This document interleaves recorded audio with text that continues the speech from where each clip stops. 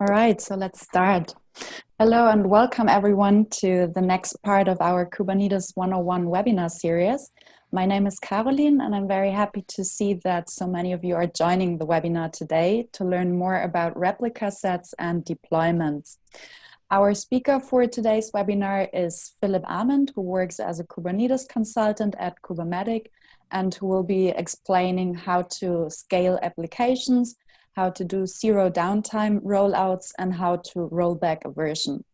If you have any questions during the presentation, please type them into the Q&A chat window so that we can either answer them straight away or in the Q&A session right after the talk. So there's just one last thing to add from my side before I hand over to Philip.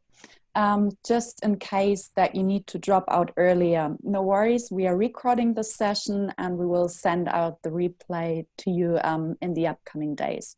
So that's it from my side. I hope you'll enjoy it, have fun, and yeah, Philip, so now it's your turn. Hi guys, and also a warm welcome from me. I'm Philip, I'm a Kubernetes consultant at Kubernetes. Yeah, I work mainly with cloud infrastructure, and I came from the system engineering, basically. These are my two handles, my GitHub handle and my Twitter handle. So I mostly retweet memes and tech rants. So if you want to follow, feel free. Yeah, today we're going to talk about replica sets and deployments.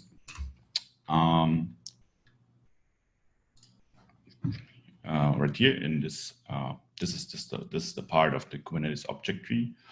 Since replica sets are part of deployments, we will start with replica sets, and then I will show you how they are taking place when it comes to a deployment.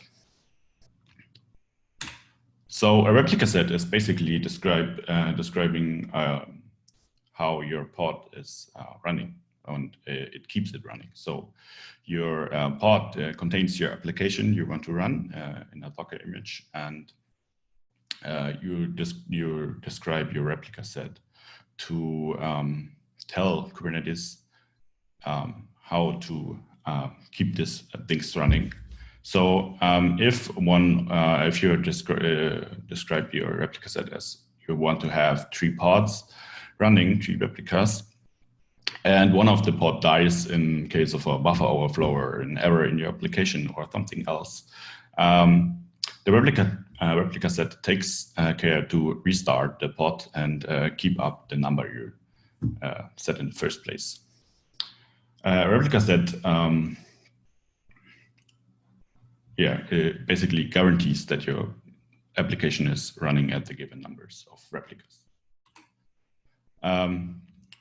It's a replica set is set in given fields, like in a selector that specifies how to identify the pods. Like here, it's app demo and match some expressions. The number of replicas you want to have for sure, right here it's 3. And a pod template, which describes how the replica set will, how the Docker container will run, like the image and the image tag and stuff like that.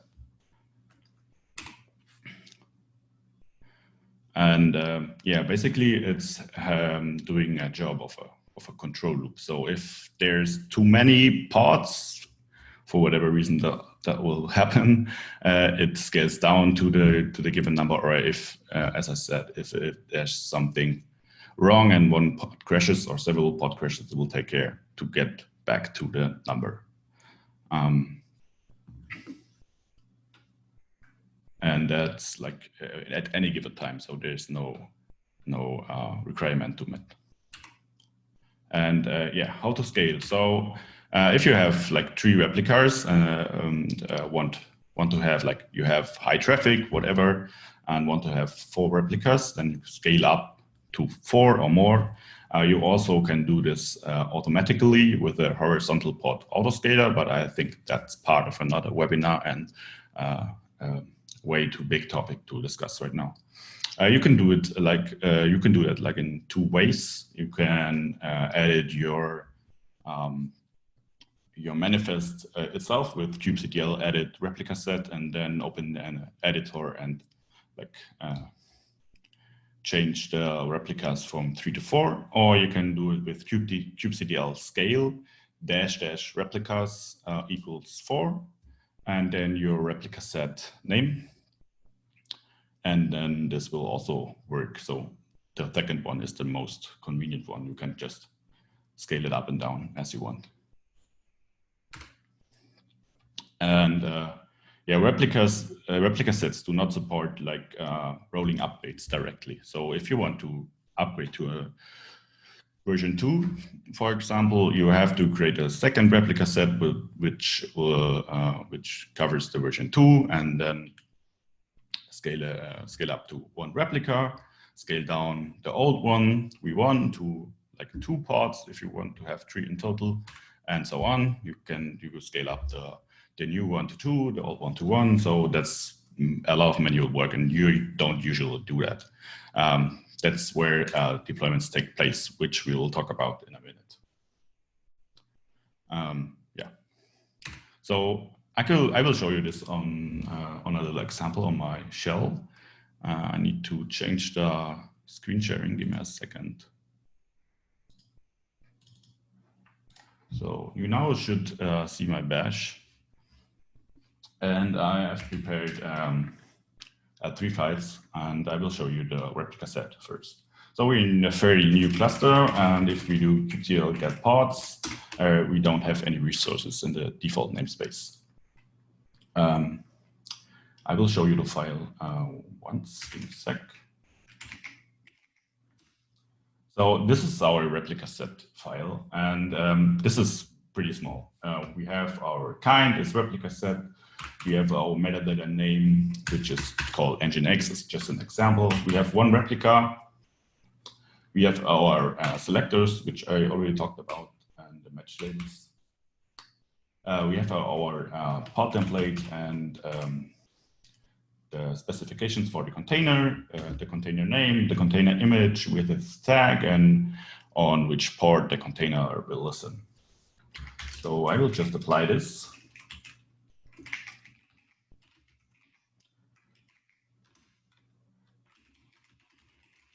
And we'll see that we have 1 pod running. It's pretty fast since it's a super small Alpine Nginx container.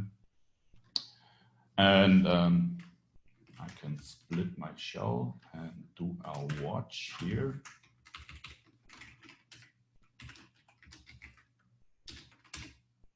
And I will now scale up to 4 pods, and we will see how this will work. So if I do kubectl scale ReplicaSet, RS for short, then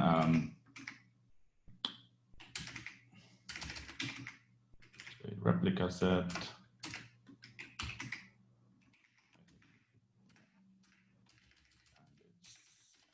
X and -- replicas, and then we will use 4, and then Kubernetes will take care to give us 4 pods. And yeah, so that's basically what ReplicaSet does. We can scale here up and down. We can go to 10. We can go to 1 again, and that's absolutely no problem. It's pretty quick. But that's, as I said, a lot of manual work, and we usually don't want to do that. We want to have a deployment which takes care of all of that. So I will destroy this ReplicaSet again.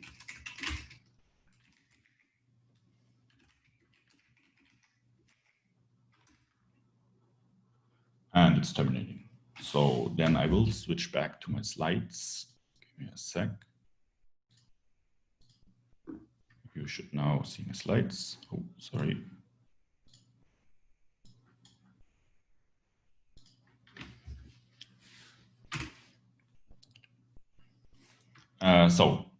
As I said, we want to have a reliable deployment where all of these stuff is handled with. So a deployment provides a declarative way to update pods and replica sets. We do not manage replica sets owned by a deployment. So if I create a deployment and the deployment creates a replica set for me, and the replica set creates the pods for me. So, but I don't, if I create a deployment, I don't edit the replica set normally, and because we want to have the deployment to take care of the changes. And yeah, the configuration takes place with kubectl edit, or you edit your file and kubectl apply it. And so we have managed rollout, and one big part of deployments is also that you have a version history. Let's say we update from version 1 to 2, and version 2 is buggy, it crashes at high load, and then we want to roll back to version 1. Kubernetes is having a version history of my deployment, and I can just do a rollback, and version 1 will be deployed again. Here you can see how the rollout works. We have a deployment where we edit it and where we set up all of our configuration. The deployment creates a replica set or more of them, and this replica set will create a pod. And yeah, that's basically the way how we go from a deployment to a pod. But we just edit here. The stuff here is handled by Kubernetes itself.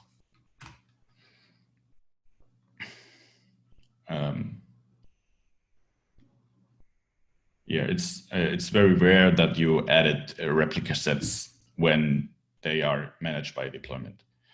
In some edge cases, when you have some debugging stuff, it can happen that you have to do it, but I never done it, and I couldn't imagine at a point where this is necessary.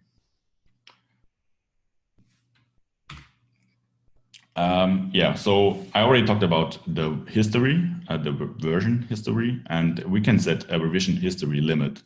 Let's say we update every day our application because we are super hip and cloud native and push changes into production every day. And we don't want to have like hundreds of version history because we don't get a good overview over that, which version we want to roll back and stuff. So there's a revision history limit. Let's say I want to keep the last 10 revisions in my cluster, and I want to be able to roll back to them. Everything that's bigger than 10 is going to be thrown away. And another big point is the rollout strategy, which I will show in a second on my show. Is there are two types of rollout strategy.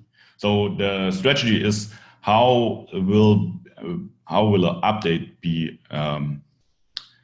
in place in the end. So there's two types. One thing is recreate, which is just deleting all of our pods. Let's say we have 4 or 5 pods running version 1, and we want all of them to have version 2. So we want just a normal update. And when we set the strategy, the rollout strategy to recreate, then all of these pods get deleted immediately and new pods will spawn.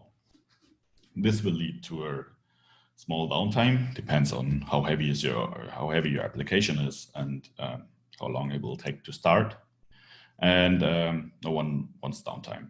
But there are some cases where this is the right choice, is when it comes to big database statements which are not capable of having 2 versions at the same time, for example. That's where we come to a rolling update.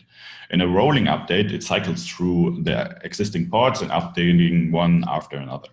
And there's two settings for that.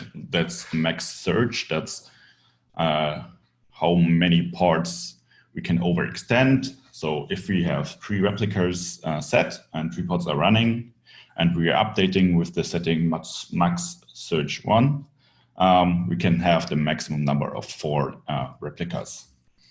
And the max unavailable is when we are where we said how many of our running pods can be unavailable. So if we want 3 pods running and set max unavailable to 1, and then one of the 3 running pods can be unavailable. So we have to do either max search more than unavailable, because if you set both to 0, there's no way to update your application for sure. And yeah, so I will show you this on a shell. I have to switch the sharing again. A sec. So right now, I will show you a file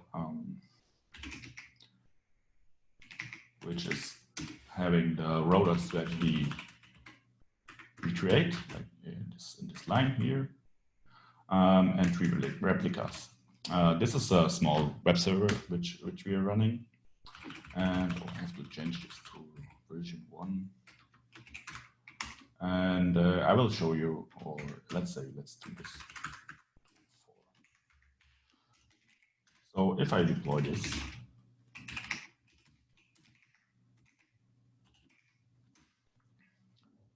we'll have 4 containers created. And I can show you, give me a sec, expose.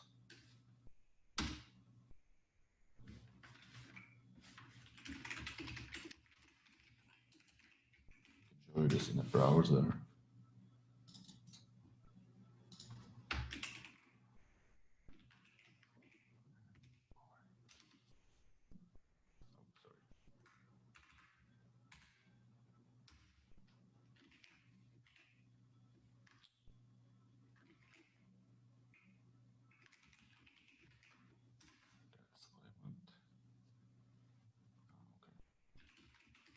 Second.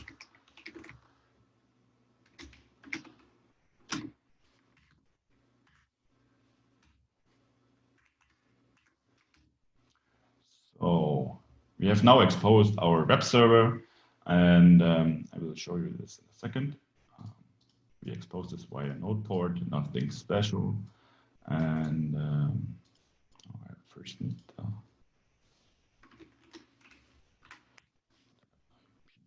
node. And the port is this one. So that's just everything we spawned right now. That's V1 of our application, and since my terminal is super transparent, we can see it's still blue in the background. So I will edit this sample deployment again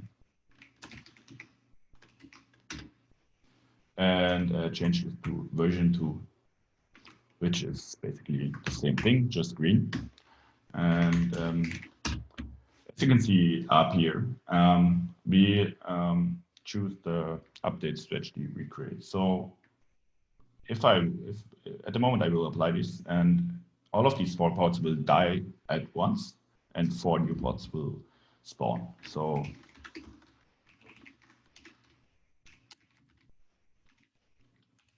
like this, they all terminated at once.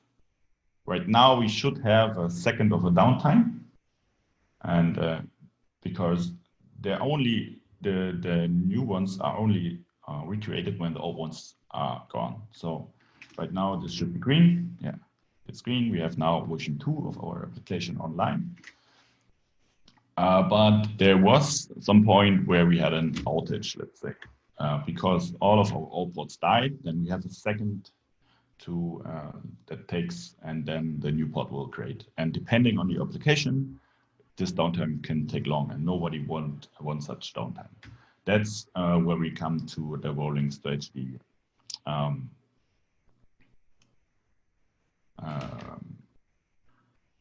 With rolling updates.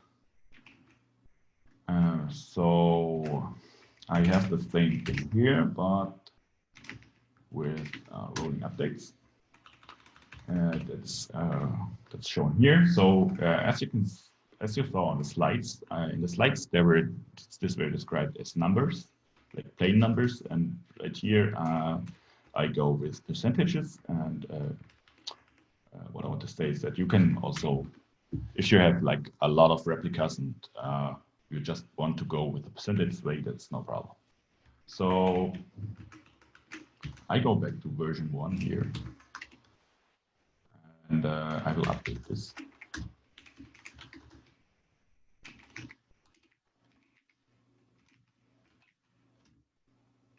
So right now we should be blue in a second. As you can see, the deployment got configured, and we are now running 4 of our pods, which are version 1. And if I now change the version to version 2, we will see that that not all of our containers will die at the same time, so they will roll through one after another and give us a 0 downtime upgrade. As you can see, one container gets terminated, another one gets created, and we have to make sure that our Kubernetes makes sure that the new one is healthy and running, and then it starts to terminate the old one. And now we should agree. Yeah. And that's the normal way you will do it when you have just a normal stateless web server to a rolling upgrade. And that's basically it. I can show you the rollback command, but I don't have prepared this. Give me a sec. I don't think I have this prepared. So I will go back to the slides. Yeah. All right. That's basically it. That's how deployment and replicas will work. And if there are any questions, I don't know if any questions are. There's an F&A. Okay. There's a newbie question from Jingdong Li. Hopefully I pronounced it right. How to understand the difference between replica and a pod? So that's a little bit more basic, but I can take that. That's no problem.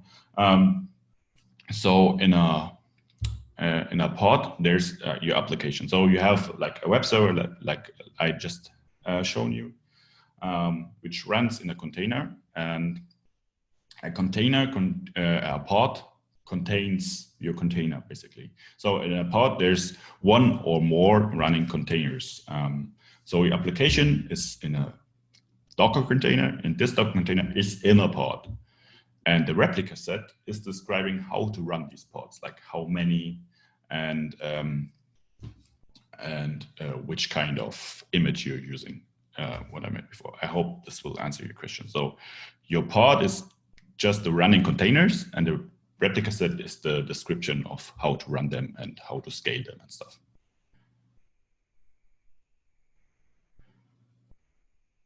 And I think there are no more questions, or are they? Well, seems not. So thank you very much, Philip, for your little dive into replica sets and deployments. Thanks for your attention, guys. I hope you all enjoyed it. If you still should have some questions later on, you always can send them via email to marketing@kubernetes.com, or you can reach out directly to Philip via Twitter or email or whatever you like to. Yeah, so that's it for today's webinar. Thank you very much for joining. And just very short on our behalf, the next webinar about getting started with Kubernetes Platform Part 3 will take place on August the 4th. So you're all warmly invited to join us there as well. And yeah, we are always happy about new followers as well on Twitter, or you can follow us on GitHub for our open source projects. So yeah, always happy to see that. That's it for today, and hope you enjoyed it. Have a nice evening and see you soon again. Thanks a lot. See you soon, guys. Bye-bye.